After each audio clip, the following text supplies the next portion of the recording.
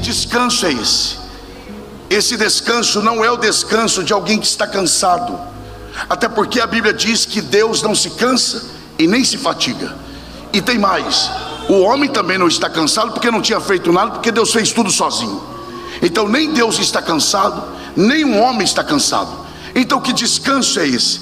Esse descanso não é o descanso de alguém que para porque está cansado.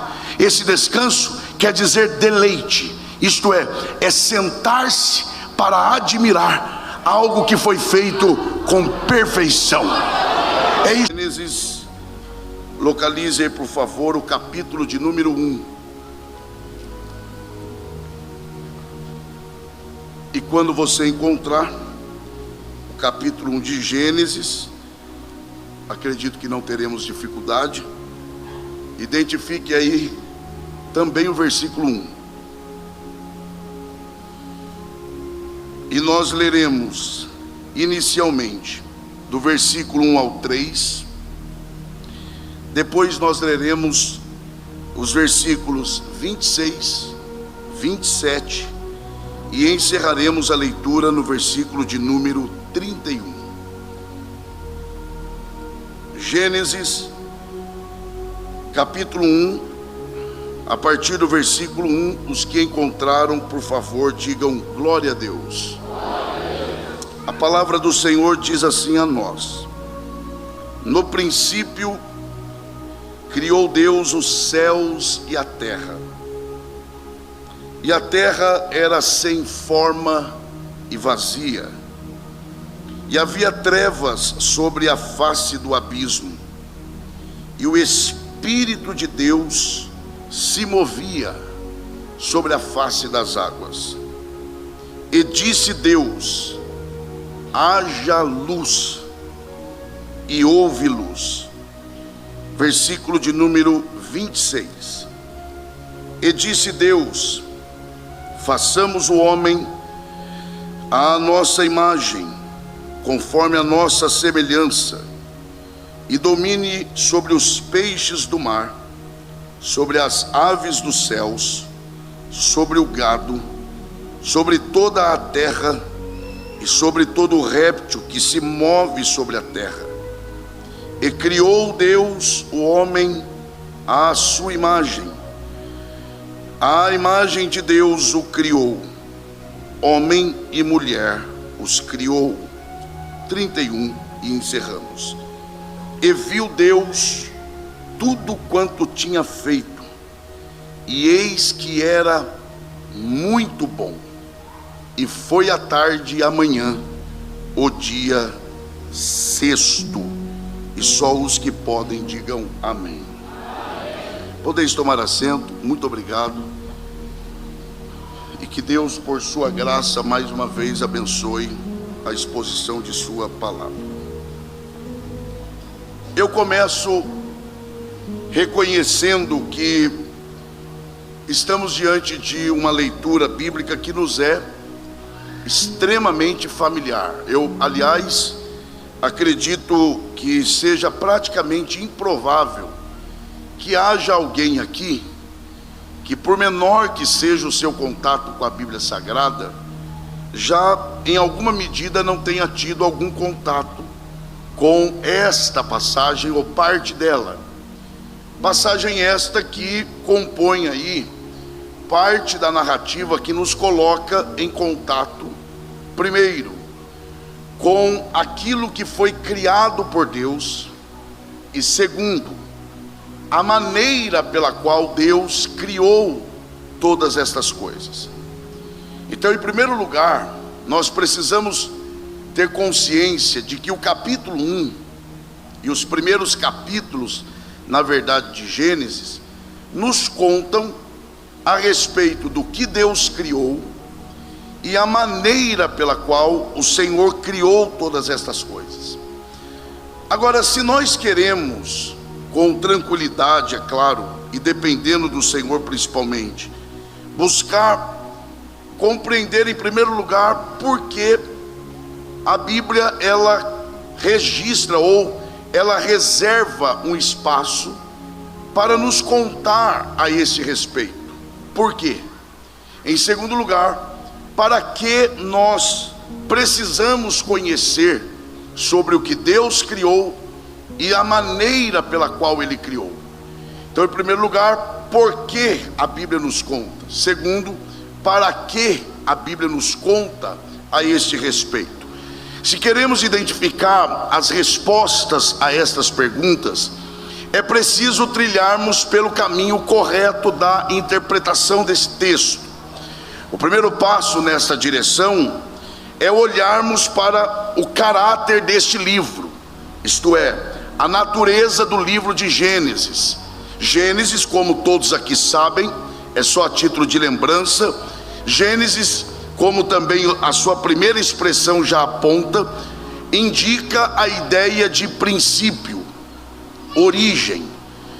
Mas origem não só no sentido de que Deus tenha criado todas as coisas. Não.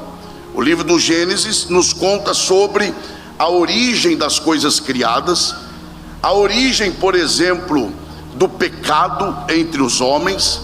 Também nos conta sobre o primeiro homicídio. Gênesis também nos conta sobre a origem do povo de Israel a partir da semente de Abraão, e assim vai. Gênesis é o livro das origens, como tudo começou. Só para nós termos uma ideia, é em Gênesis, por exemplo, que nós temos a primeira pregação do Evangelho. E não, o primeiro pregador do Evangelho não foi Noé, e nem poderia ser. Na verdade, o primeiro a pregar o Evangelho foi o próprio Deus, quando em Gênesis capítulo 3 e versículo 15, ele mesmo anuncia, naquele contexto de queda, naquele contexto de desobediência de Adão e Eva, ele anuncia aquele que viria da semente da mulher e que resolveria de uma vez por todas o problema do pecado do homem. Então Gênesis é o livro do início, é o livro do começo, é o livro das origens, é o livro dos princípios, como todas as coisas começaram. E o contexto aqui do capítulo de número 1 não é outro, senão o contexto da criação. E aí eu gostaria de pedir a sua participação, e se você pode, diga por favor, criação. Isso mesmo, o capítulo de número 1 de Gênesis, ele tem como contexto principal a criação. E quando a gente fala sobre a criação e olha para o que a Bíblia nos conta a este respeito, nós chegamos à conclusão de que as obras criadas por Deus, elas têm propósitos bem definidos. Por exemplo, no Salmo de número 19, versos 1 e 2, o salmista deixa claro que toda a obra feita pelo Senhor, ela tem o objetivo de revelar parte do caráter de Deus. O salmista diz: os céus manifestam a glória de Deus. Perceba então que o salmista claramente está falando sobre este céu, quando nós olhamos para cima e visualizamos o que depois ele chama de firmamento. É claro que ele está falando destes céus, porém esta é também uma forma de ele indicar a obra ou todas as obras criadas por Deus. O que ele está dizendo, em outras palavras, é que quando nós olhamos para a criação, quando nós olhamos para a natureza, de alguma forma nós somos colocados diante de parte do caráter de Deus. Isto mesmo, ele mesmo diz: os céus manifestam, ou seja, tornam conhecidos, ou a glória de Deus. Esta expressão glória, ela tem alguns significados. Dentre estes significados, glória aqui também tem o sentido de beleza, organização, caráter, o caráter organizacional de Deus. Isto é, ele está dizendo que quando nós olhamos para a natureza nos informa de que o nosso Deus, ele é um Deus belo, ele é um Deus que valoriza a ordem, ele é um Deus organizado, Ele é um Deus de caráter.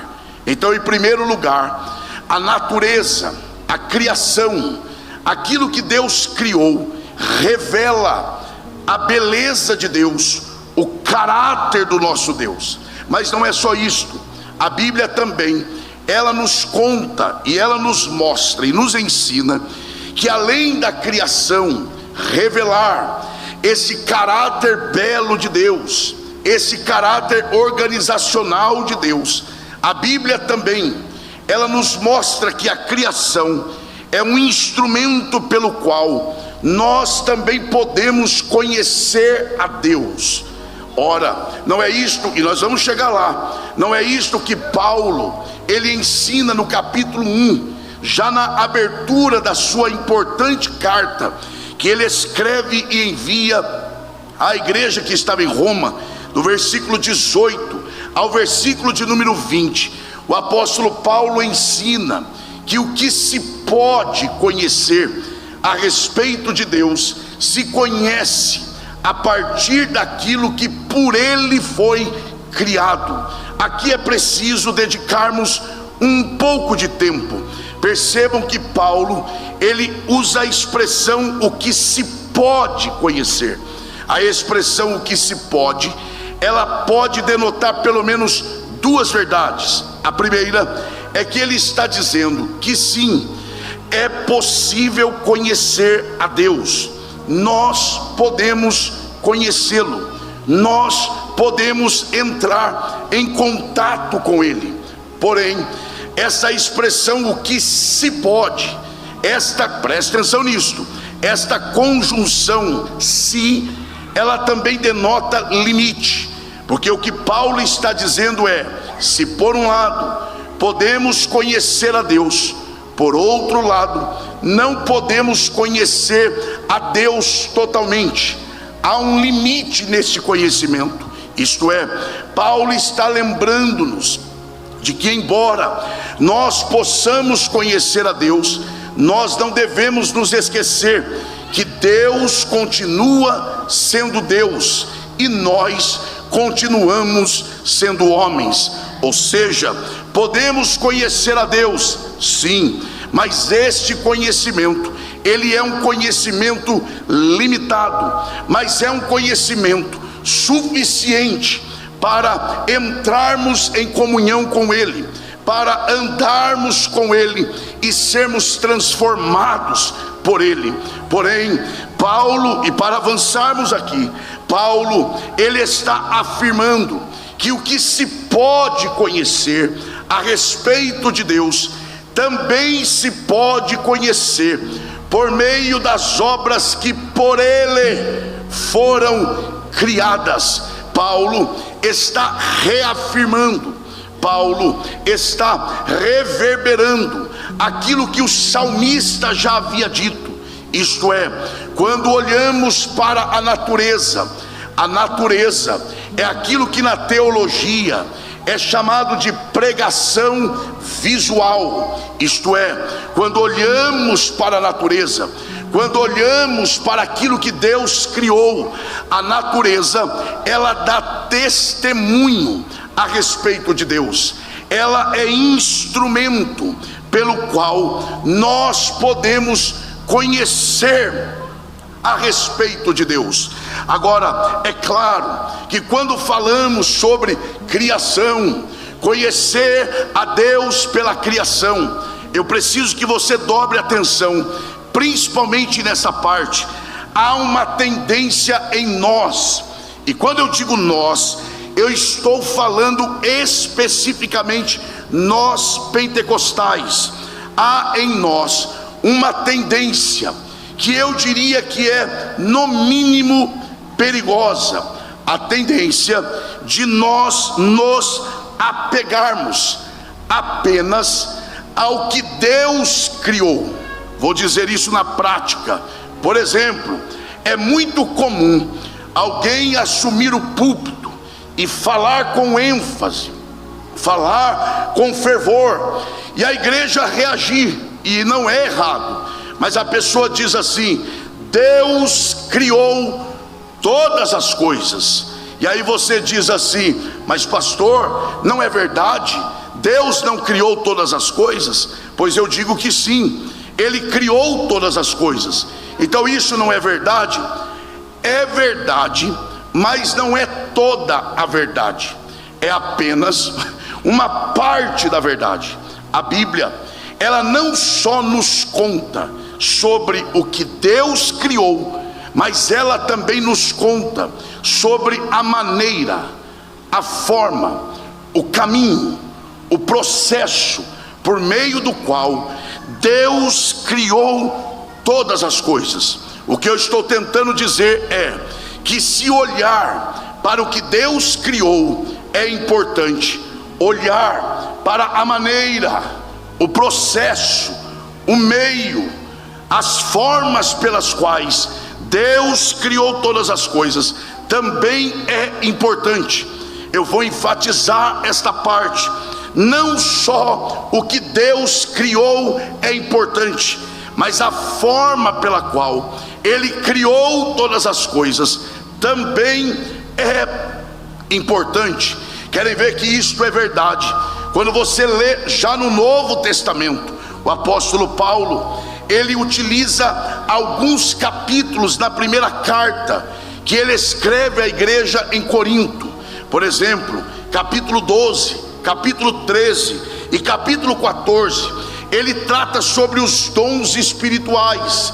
Os dons espirituais são ações de Deus em favor da igreja, mas ele não fala só de Deus agindo pelos dons, ele fala sobre a administração dos dons. Então vejam, ele fala sobre os dons. Os dons é Deus operando na igreja, mas ele fala que é preciso saber lidar com os dons, saber administrar os dons. E depois, no capítulo 14, Paulo ele fala sobre o culto, a ordem no culto, porque se os dons espirituais é a ação de Deus na igreja que precisa ser administrada por nós, o culto é a ação da igreja em direção a Deus, que também precisa ser organizado. Quer ver? Ele encerra esta sessão inteira no capítulo 14 da primeira carta aos Coríntios, versículo 40. Ele encerra dizendo que tudo que é para ser feito para Deus tem que ser feito com decência e ordem. Ora, isso fica claro que para Deus não importa só o que eu faço, importa também a maneira pela qual eu faço. Por exemplo, quem está aqui diga amém. Eu pergunto porque tem gente que pode ter esquecido que está aqui, então eu vou perguntar de novo. Quem está aqui diga amém. Tá, agora, estar aqui não é garantia de que você está cultuando. Cantar não significa que está adorando. Ouvir a palavra não significa que você está absorvendo, porque mais do que eu faço, é importante o porquê eu estou fazendo. Ou seja, o que te levou a chegar aqui? Qual foi a sua motivação? A depender da sua motivação, você está cultuando ou não, porque para Deus não basta fazer. Para Deus é preciso fazer com a motivação certa e do jeito certo e com o objetivo certo. Ora, a própria palavra, o escritor aos Hebreus diz que a palavra de Deus, ela é apta para discernir o que? O que eu faço? Não, eu não preciso de discernimento para discernir o que eu faço. Basta olhar. Por exemplo, eu olho para vocês e digo: vocês estão me ouvindo. Vocês olham para mim e dizem: o pastor Elias está tentando pregar. Isso. Então não precisa de discernimento para isto. Mas a Bíblia diz que a palavra de Deus, ela é apta para discernir o que? Pensamentos e intenções do coração. Porque não basta pregar, tem que saber qual é a intenção do pregar. Não basta cantar, tem que buscar saber o porquê você está cantando, porque para Deus não é só o fazer, para Deus é o que te leva a fazer, para Deus é a maneira pela qual você faz, porque o nosso Deus é Deus ordeiro, o nosso Deus é Deus de decência e ordem. Então não basta olhar para aquilo que Ele criou, é preciso olhar para o método, é preciso olhar para o caminho, é preciso olhar para os meios pelos quais Deus criou todas as coisas. E eu digo por quê? Porque quando você olha e destaca apenas o que Ele criou, você está falando do seu poder. É por isso que a gente se apega a isto, porque a gente ama falar do poder de Deus. Então quando você fala, Deus criou isso, Deus criou aquilo, do nada Deus criou isso, do nada Deus criou aquilo, você está falando do quê? Você está falando do poder de Deus, do que Ele é capaz de fazer. Porém, quando você fala da forma e os meios pelos quais Ele criou todas as coisas, você não está falando do poder dEle, você está falando do caráter dEle, você está falando de quem Ele é. Por isso, se você quer conhecer a Deus, não olhe só para o que Ele criou, olhemos para os meios, as formas, a maneira pela qual Ele trabalha. E o Senhor já me autoriza a dizer: não se preocupe só com o resultado, não se preocupe só com o final, observe os meios pelos quais Deus tem conduzido a sua vida, porque isto é manifestação do caráter dEle, do cuidado dEle para com a sua vida. Quem reconhece essa verdade, aproveite a oportunidade, levante a sua mão e dê o melhor glória a Deus que você já deu aqui nessa noite. Agora, para nós avançarmos, nós estamos tratando sobre a criação, mas afinal, para que Deus criou todas as coisas? Qual é o objetivo da criação de Deus?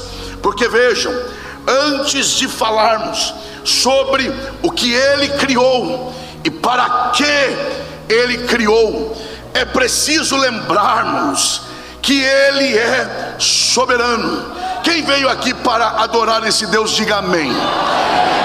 Então no ato de adoração, diga bem forte para a sua pessoa, diga assim: o meu Deus é soberano.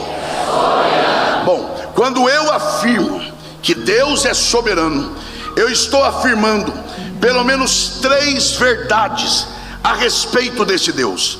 Primeiro, quando eu afirmo que Ele é soberano, eu estou dizendo que Ele é um ser todo poderoso, isto é, Ele é capaz de fazer todas as coisas, Ele é capaz de fazer tudo o que Ele quer. Então, primeiro, quando eu digo Deus é soberano, eu estou dizendo a respeito desse Deus, Ele é um ser todo poderoso, não há nada impossível para este Deus. Em segundo lugar, quando eu falo da soberania de Deus, eu também estou falando de que Deus é um ser autônomo, isto é, Ele é livre para fazer não só o que Ele quer, mas da maneira com que Ele quer. Ou seja, primeiro, Ele é todo poderoso. Segundo, Ele é livre, Ele é autônomo, Ele faz o que quer, não pede autorização, e depois que faz, não faz pesquisa de satisfação. Ele não sai perguntando de 1 a 10, qual é a sua nota, o que você achou para melhorar os nossos serviços. Não, Ele faz não pede autorização e também não pede opinião se gostou ou não gostou. Ele é soberano. Oh, glória a Deus. Ele faz o que quer, do jeito que quer, na hora que quer. Aleluia. E eu não vou pedir para você dar glória a Deus diante da expressão da grandeza desse Deus que nós viemos para adorá-lo. Oh, glória a Deus. Então, quando falamos sobre a soberania de Deus, primeiro, estamos falando do seu poder sem limite. Segundo, estamos falando da sua autonomia, da sua liberdade, do fato de que ele é livre para fazer o que ele quiser. Mas há um terceiro sentido, e esse é o ponto para avançarmos na mensagem, porque ele é todo poderoso, ele é autônomo, também, mas ele é um ser independente, ou seja, ele não depende de nada, nem de ninguém, para ser quem ele é. Não fiquem chateados comigo, mas quem está aqui, diga amém. Ele é Deus, e se nós não estivéssemos, não mudaria nada. Eu estou aqui tentando pregar, ele é Deus. Se eu não estivesse, então não mudaria nada, porque ele é um ser independente. Ele não depende de mim para falar, ele não depende de mim para trabalhar, ele não depende de você para conduzir aquela igreja. Não, você acha? É sério? Você acha? Não, é sério mesmo.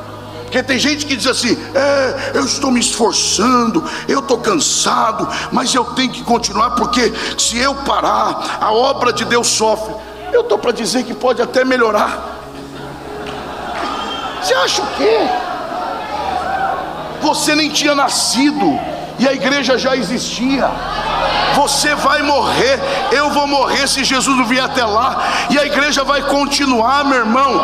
Deus, oh glória a Deus, Deus não depende de nós para nada, para nada. Ele é um ser independente. Quer ver que isso é verdade?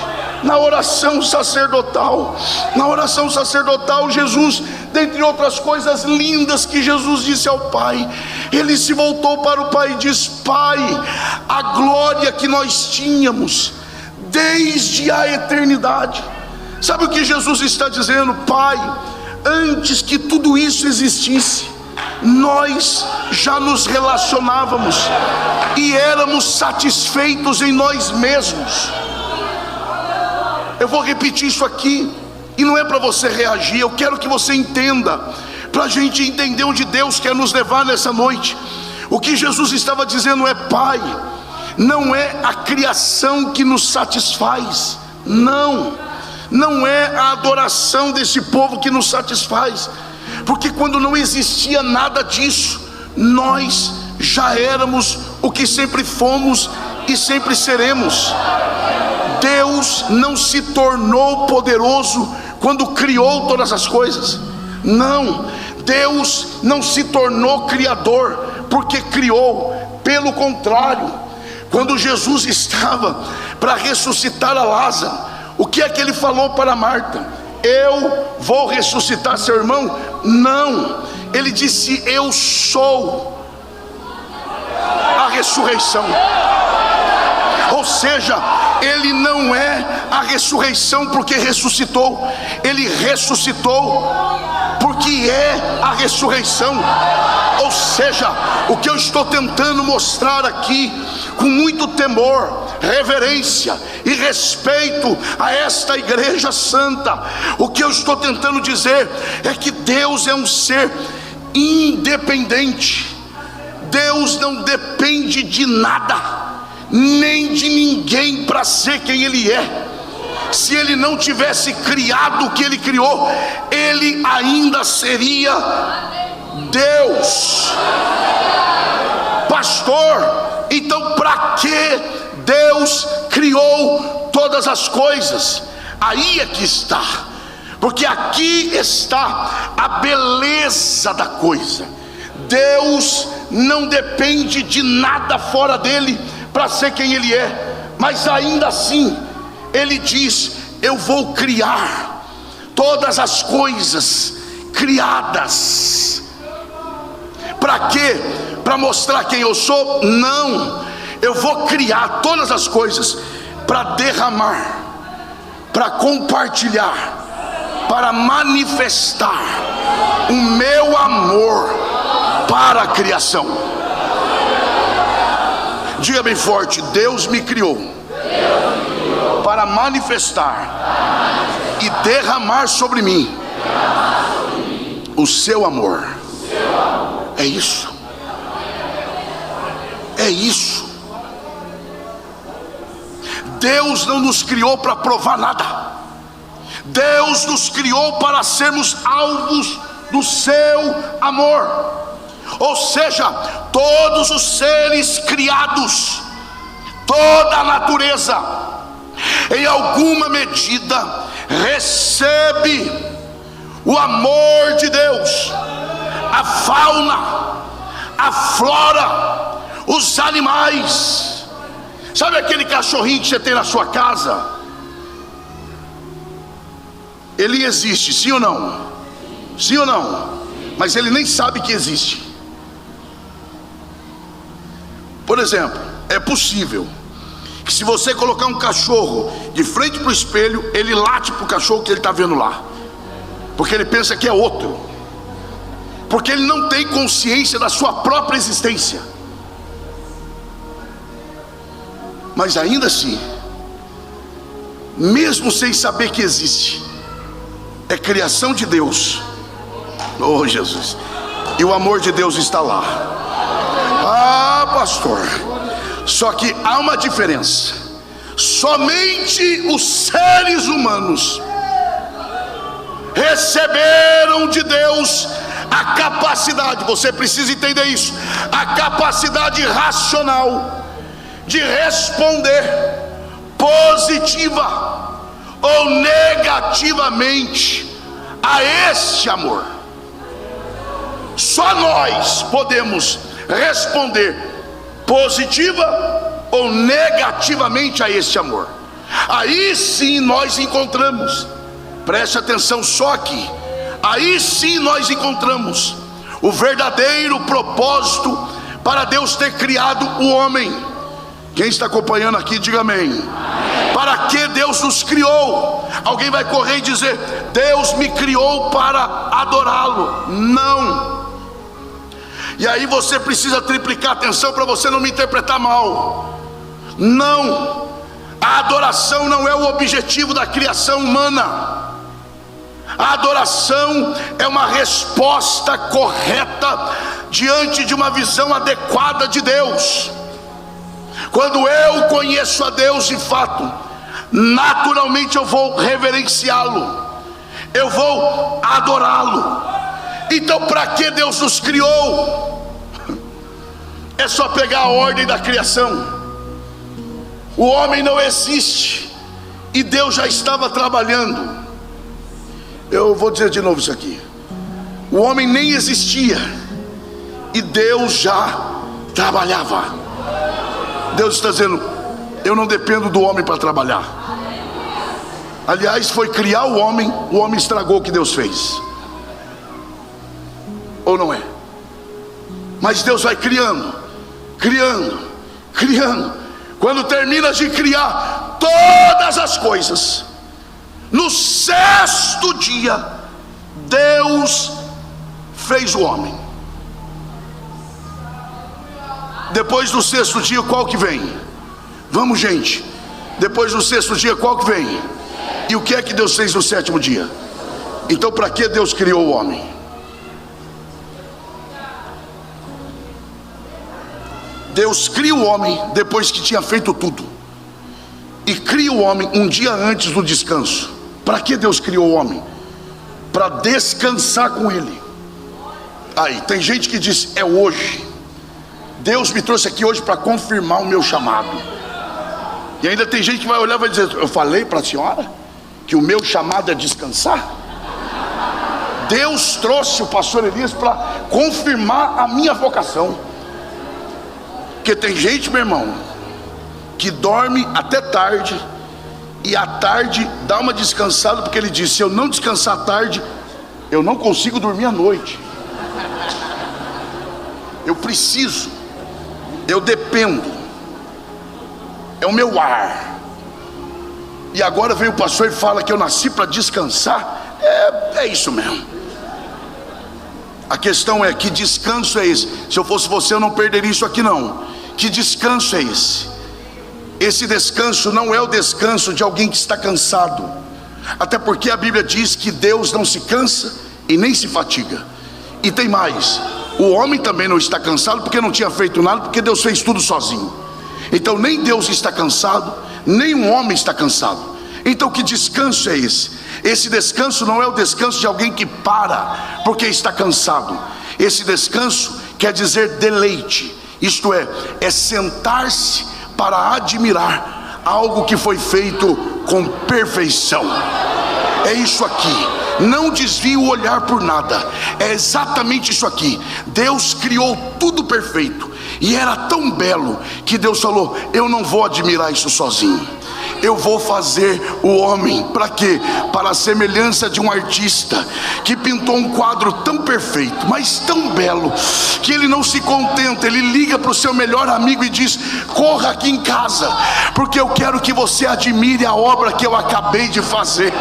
Oh, glória a Deus! É por isso que o salmista, no Salmo 46, verso 8, ele diz: vinde e contemplai as obras do Senhor. Ou seja, Deus nos criou para admirarmos as obras de suas mãos. Quem deseja que Deus faça coisas grandes para admirarmos as suas obras, levante a sua mão e adore a Ele nessa noite. Oh glória, oh glória, oh glória. Eu sei quando eu estou pregando, eu sei quando eu estou ensinando, mas eu sei quando eu estou profetizando. Eu quero que você seja uma bênção para quem está perto de você. Onde está a mão que você levanta para adorar ao Senhor?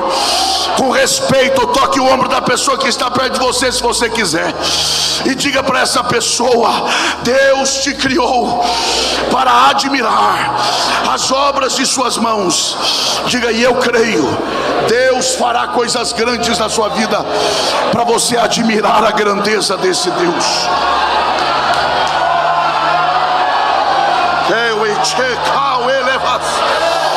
Oh glória!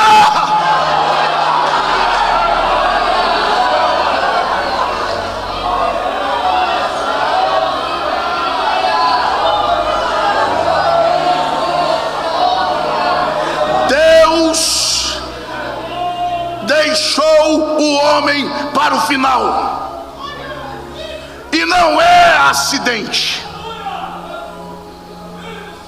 Por que Deus deixou o homem para o fim? Porque no homem, atente para isso, no homem, estamos chegando lá, no homem, Deus alcança o ponto alto do propósito da criação. Não é à toa que o homem é chamado de a coroa da criação. Por que coroa? Coroa não é só porque é o mais belo ou o mais complexo, não. Coroa é o que? Aquilo que vem por último, aquilo que sela, aquilo que autentica. A coroa, não perca isso aqui não, a coroação de um rei é todo um processo, e a última parte é a coroa. Olhe para cá, não desvie o olhar, olhe para cá, a coroa. Por que o homem é considerado a coroa da criação? Porque na perspectiva da criação, o homem é o objetivo máximo de Deus. Esse é um ponto fundamental. Na criação do homem, Deus atinge o ponto alto. Por quê? Porque por meio do homem, Deus reflete parte do seu caráter. Então diga assim: no homem, Deus alcança o propósito máximo da criação.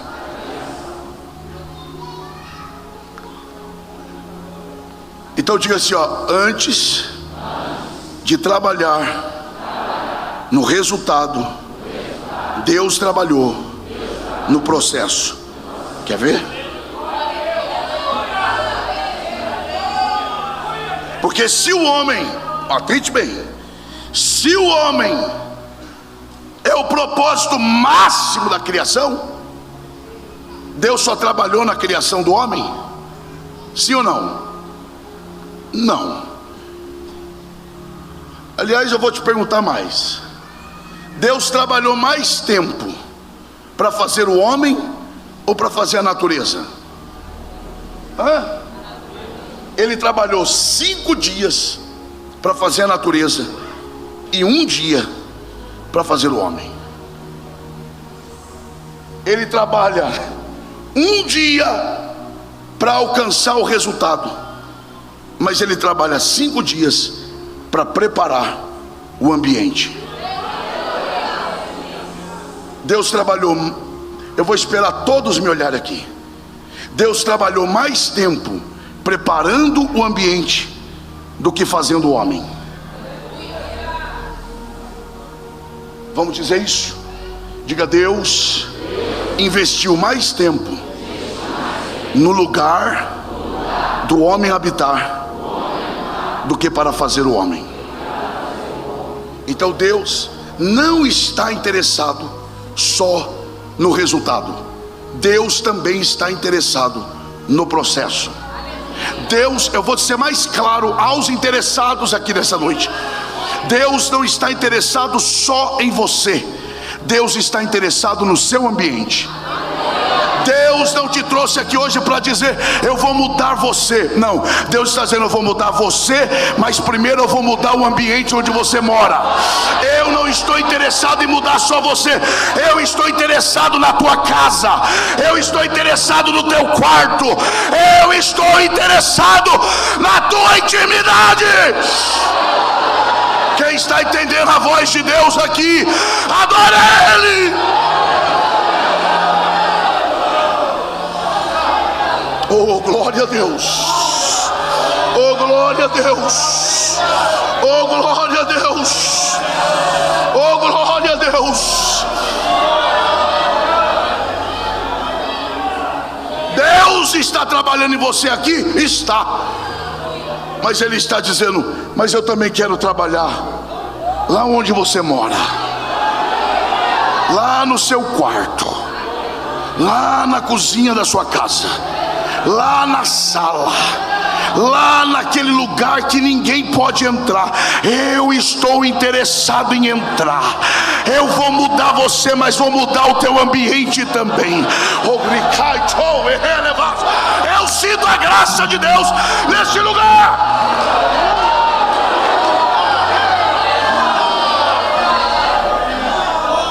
É que nós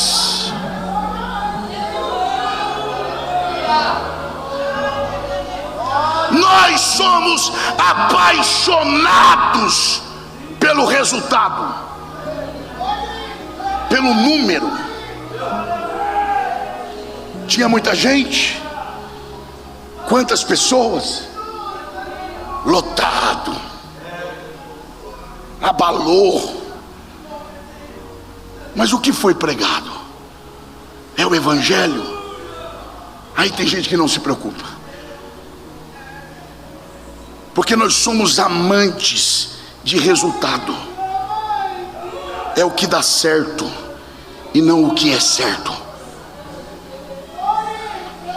Pois Deus, um ser de caráter, não se preocupa só com o resultado, se preocupa com o processo. Deixa eu perguntar: quem é que fez o homem? Vamos, gente, quem é que fez o homem? Quem é que criou o jardim? Quem é a fonte do homem? Quem é a fonte do jardim? Então, se a fonte de um é a mesma do outro, a importância é a mesma.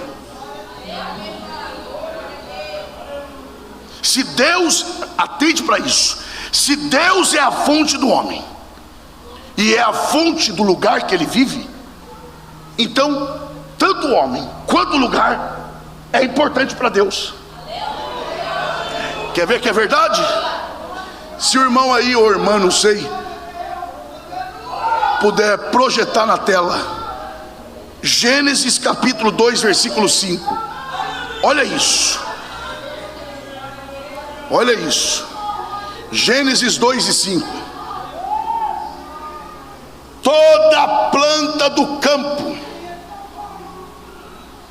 ainda não estava na terra, e toda a erva do campo ainda não brotava. A pergunta é: por quê? A resposta é: porque ainda o Senhor Deus não tinha feito o quê? Sobre a... E por que não? E não havia homem para lavrar a terra. Espera aí, está claro? Está claro? Volta lá o texto, por favor, rápido. Não me leve a mal, só para a gente entender. Não desvie o olhar. Toda a planta do campo ainda não estava na terra, não existia erva. Preste atenção aqui. A pergunta é: por que não?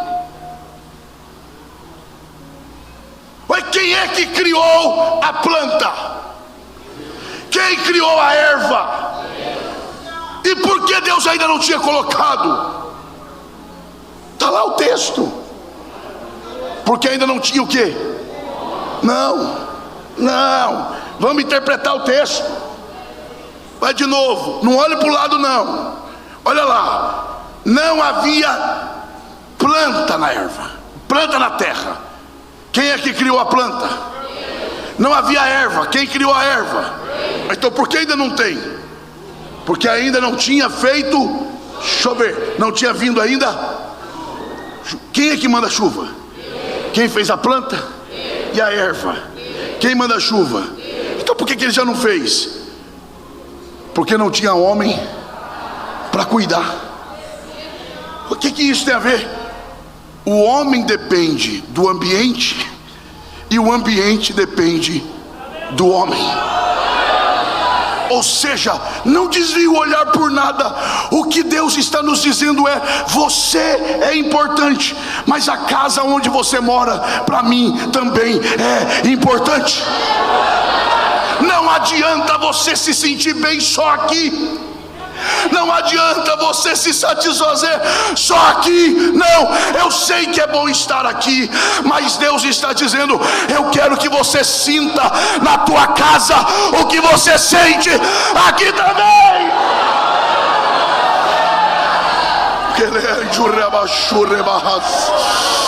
O Senhor me autoriza a fazer isso. Onde está a mão que você levanta para adorar a Deus? Abraça essa pessoa que está perto de você. Diga para essa pessoa assim: não é a tua casa que vai ser uma extensão do que você sente aqui.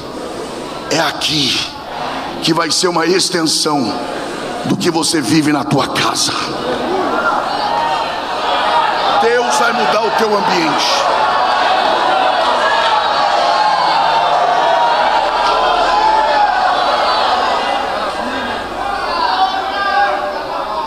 O bom de pregar aqui é que tem tempo.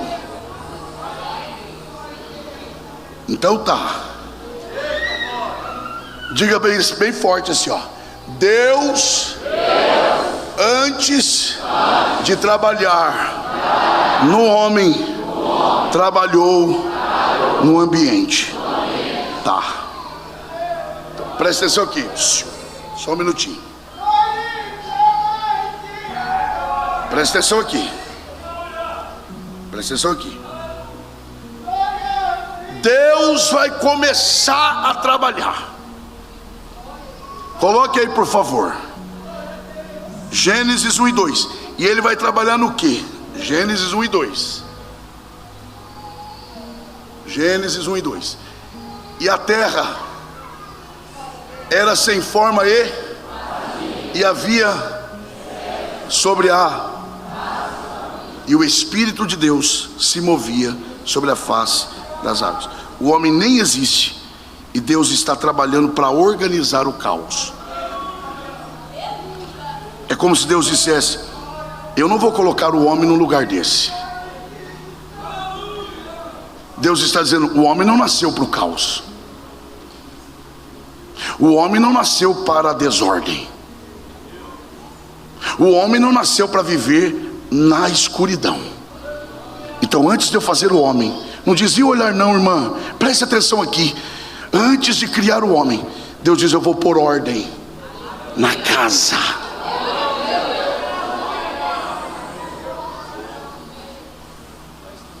Então diga assim: Deus vai começar a trabalhar. Então tá tudo desordenado. Ele diz: vou começar a trabalhar.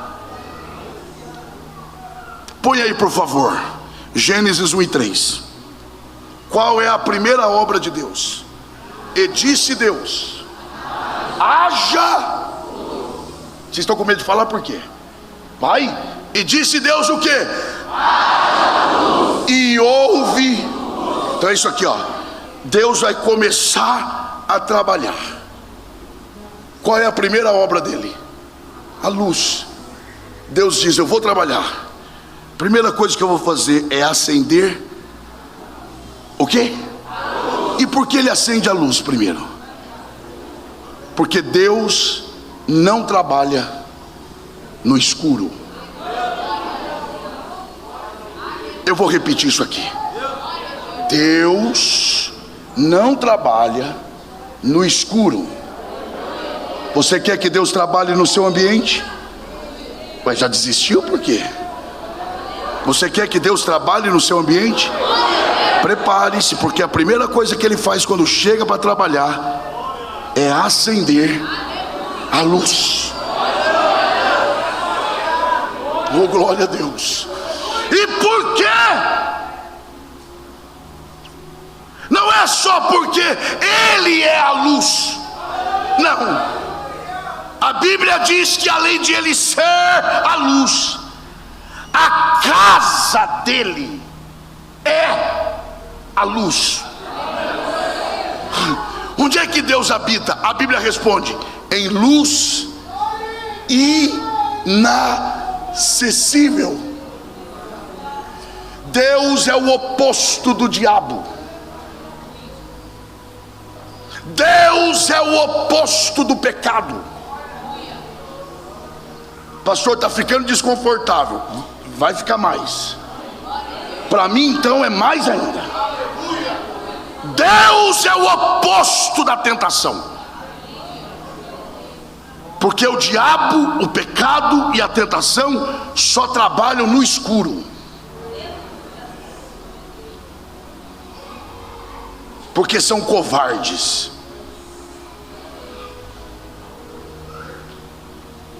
Aliás, eu vou dar uma recomendação de Deus aqui, a mim, a você e a nós. Nós precisamos aprender a confessar as nossas tentações. Esses dias, presidente, com muito respeito diria o senhor, esses dias eu cheguei para minha esposa Jossama e falei: eu preciso te confessar um pecado. Ela: o quê? Eu preciso. Eu estou sendo tentado a sentir inveja do fulano. Ela: por quê? Não sei. Eu só sei que eu estou sentindo inveja dele. Irmão, foi eu falar isso, a inveja foi embora. Sabe por quê? Tem gente que perde essas coisas. Sabe por quê? Porque a tentação e o pecado só tem força no escuro. Se você trouxer para a luz, o diabo foge na hora. Na hora!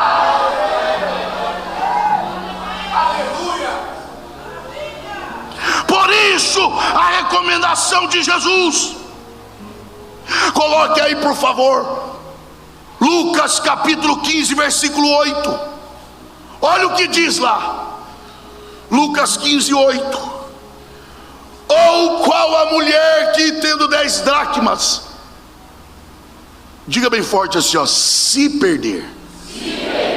Então não diz que perdeu, é se perder. Porque isso aqui não é remediativo, isso aqui é preventivo. Jesus está dizendo, não é para perder, mas se perder, eu vou te dar a receita de volta. Perdeu, quer achar de novo? Primeira coisa que faz é varrer a casa? Não, porque se varrer a casa no escuro, corre o risco de quebrar o que não é para quebrar, de tirar para fora o que não é para tirar e de deixar dentro o que é para sair. Então primeiro eu busco, procuro. Não, porque se procurar no escuro você vai se machucar, vai cansar e não vai achar. Primeira coisa que tem que fazer é simples: acenda a luz. Pastor, mas está tão suja a casa. Você acha que Deus já não viu? Ele não precisa de luz para ver, ele enxerga no escuro mesmo. Então por que ele mandou acender? É para você reconhecer o que precisa mudar lá dentro. A primeira coisa é: crie coragem, crie coragem e acenda a luz. E depois eu, o Senhor, te ajudarei a limpar a casa. Acenda a luz. Eu vou ser direto aqui. Deus está tratando conosco. Deus não tem essa vida para você. Escreve, envia, apaga. Isso é uma desgraça. Acessa, vê, joga para a lixeira. Manda mensagem para quem não é para mandar. Fala com quem não é para falar. Aí apaga. Aí quando o cônjuge chega e o medo, será que apaguei direito? Isso é uma desgraça. Não pode ter a senha do celular. Isso é uma desgraça. Quem vive no escuro e come no escuro é rato. Rato que espera o dono da casa dormir para comer o que não deve. Você não é rato, você é ovelha. Você não é das trevas, você é da luz.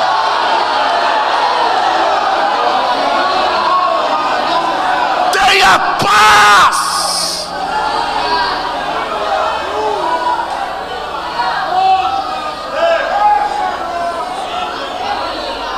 Resolva o problema da tua consciência.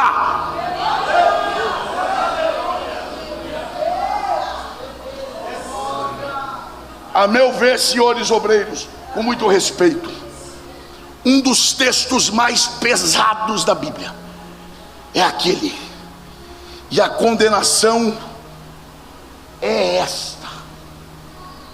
A condenação não é o inferno. O inferno é o resultado final. A condenação não é o juízo. O texto diz: e a condenação é esta. Qual é a condenação? Que os homens amaram mais as trevas do que a luz. Isto já é a condenação. É gostar do escuro. E por que gosto do escuro? Porque as suas obras eram más. Aí tem que apagar, tem que ficar apagando vestígio.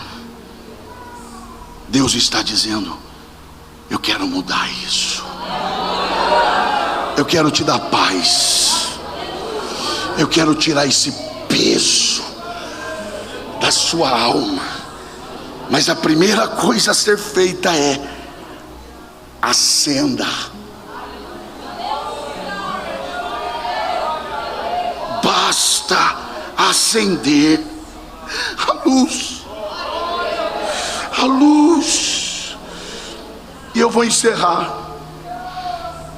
Não é olhar só para o que ele cria, mas como. A segunda obra dele. Preste atenção aqui. Gênesis 1 e 4. Coloque aí, por favor. Por favor. E viu Deus que era boa quem? Então, quem tem o coração alinhado ao dele vai achar a luz o quê? Boa. Quem não tem vai achar a luz má. Então só gosta de luz quem se parece com Deus. Preste atenção aqui. Em 5 minutos eu encerro. E viu Deus que era boa a luz. Olha a segunda obra dele. E fez Deus, preste atenção aqui, separação entre a luz e as trevas. Coloca o versículo 7, por gentileza. Quem está prestando atenção ainda, diga amém. E fez Deus a expansão. Você acha que Deus não separa as coisas? Não, separa. E fez separação entre as águas que estavam debaixo da expansão e as águas que estavam sobre a expansão. E assim foi. Primeira obra dele: acendeu a luz. Segunda obra dele: separou água da terra. Separou luz das trevas. Luz para um lado, trevas para o outro. Água para um lado, terra para o outro. Por quê? Porque onde ele chega, ele coloca ordem nas coisas. O que é luz, o que é treva, porque treva e luz vira treva, e água e terra vira lama. Então ele chega e diz: se é para ser, tem que ser separado. Oh, glória a Deus. Porque onde ele chega, o que está fora do lugar, ele traz de volta para o lugar. Você ainda quer que Deus vá para a tua casa, você ainda quer que Deus trabalhe lá no teu ambiente. Então se prepare, porque a primeira coisa que ele fará lá é acender a luz, e depois ele vai pôr ordem no lugar. O que é para sair vai sair, e o que é para ficar vai ficar, mas ele vai pôr ordem. Com a permissão do pastor da igreja, eu peço que os irmãos estejam em pé.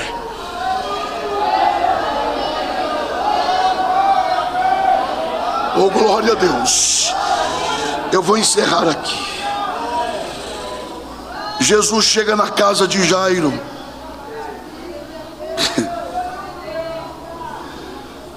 A gente canta, né? Passa lá em casa, vai na minha casa, vai lá, Jesus, passa lá. E ele está perguntando: quer mesmo? É sério que você quer? Oh, Jesus, você quer mesmo? Pois Jairo pediu e ele foi. Foi ele, Jairo. Preste atenção nisso aqui. Pedro, Tiago e João. Quando ele chega do lado de fora, a casa lotada. Se eu fosse você, eu não perderia isso não. A casa lotada, o povo lá dentro chorando. Quem olhava dizia: isto que é amor por uma menina. Jesus, que conhece os corações, só falou uma frase: a menina não está morta, só dorme. O povo que estava chorando enxugou a lágrima e começou a dar gargalhada. É muito amor verdadeiro. Só porque Jesus falou não está morta, só dorme, parou de chorar e começou a rir. Falsidade. Jesus, vendo aquilo, disse o quê? Sai todo mundo da casa. Dá para imaginar? Jesus dizendo para Jairo: enquanto quem é para sair não sair, eu não entro. Sai. Ah, Senhor, mas é porque fulano, ó, eu até tiro todo mundo, mas sabe o fulano está há muito tempo. Então, sai todo mundo da casa. Porque enquanto o que é para estar fora estiver dentro, eu não entro. Vai saindo um por um. Quando a casa fica só com a menina morta, Jesus olha para Jairo e a esposa dele diz: entrem na casa. Olha que inversão. A casa cheia de gente e os pais para o lado de fora. Jesus está dizendo: reassumam o lugar que é de vocês. Tem muita gente mandando na casa de vocês. Tem muita gente estando sem poder estar, e quem é para estar não está. Reassuma o lugar que é de vocês. Reassuma o lugar de pai. Reassuma o lugar de mãe. Ah, pastor, eu perdi a autoridade lá atrás. Pois Deus te traz aqui hoje e diz: eu te dou a autoridade de volta. Filho vai voltar a ser filho. Pai vai voltar a ser pai. Entraram. Aí a Bíblia diz que Jesus mandou os que estavam com ele entrar. Vai, Pedro, pregador do Pentecoste, o avivamento vai chegar para essa casa. Vai, Tiago, líder da igreja, entra, porque eu vou levantar líderes nessa casa. Vai, João, apóstolo do amor, o amor vai voltar para esta casa. Quem era para sair, saiu. Quem é para entrar, entrou. Então agora que as coisas estão ajustadas, agora eu entro também, para fazer o que só eu posso fazer. Menina, a ti te digo, levanta-te. A menina levantou e começou a comer na mesma hora. O Senhor está dizendo: eu estou indo para algumas casas, eu vou acender a luz lá e colocar as coisas no lugar. Você crê nisso? Diga glória a Deus. Olhe para quem está ao seu lado e diga: eu creio. Deus está trabalhando em nosso ambiente. Senhor Deus, em nome de Jesus, obrigado pelo privilégio que o Senhor tem me dado de estar com os meus irmãos aqui novamente. Eu te agradeço pela vida do pastor Neemias, pastor dessa igreja. Peço a tua bênção sobre a vida do teu servo, sua família, seu ministério, seus companheiros. Peço a tua bênção, Senhor, sobre a vida de cada irmão aqui presente. Mas eu lhe peço, aplique esta palavra aos nossos corações, porque juntos dizemos: tu és bem-vindo em nossa casa. Entra, Senhor, no nosso ambiente, acenda a luz onde o Senhor desejar e muda aquele lugar. Coloque as coisas no devido lugar, para a glória do teu nome. Eu oro em nome de Jesus, e os que recebem digam amém. Que Deus os abençoe.